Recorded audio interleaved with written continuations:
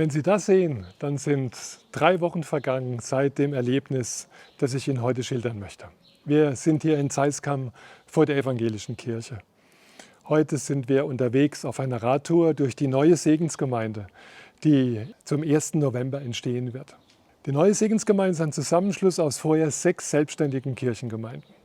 Wir haben uns zusammengetan, ja, weil wir weniger Finanzen, weniger Personal und weniger ehrenamtliche Kräfte haben. Aber wir spüren gerade, in diesem Zusammenschluss liegt auch eine Kraft.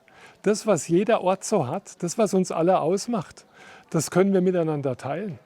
Wir können viel mehr Interessen von Menschen abdecken, als das in einem einzigen Ort noch möglich wäre.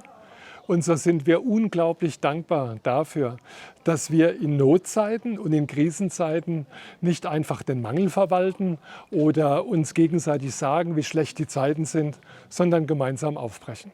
Dass wir uns wirklich fragen, wie sieht die Zukunft von Kirche aus? Wie werden wir dem Anspruch des Evangeliums, Menschen mit der guten Botschaft zu erreichen, wirklich gerecht? Über 70 Menschen haben sich heute auf den Weg gemacht und fahren mit dem Fahrrad durch die Segensgemeinde, Station zu Station.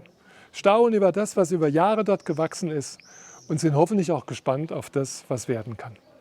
Eine tolle Idee, hören wir immer wieder heute. Müssen wir wieder machen. Ja, so soll Kirche sein. Menschen packen an, Menschen machen mit und Menschen spüren, dass die Verbindung untereinander und die Liebe Gottes zueinander gehören. In dem Sinne ein Mutmachertag für uns.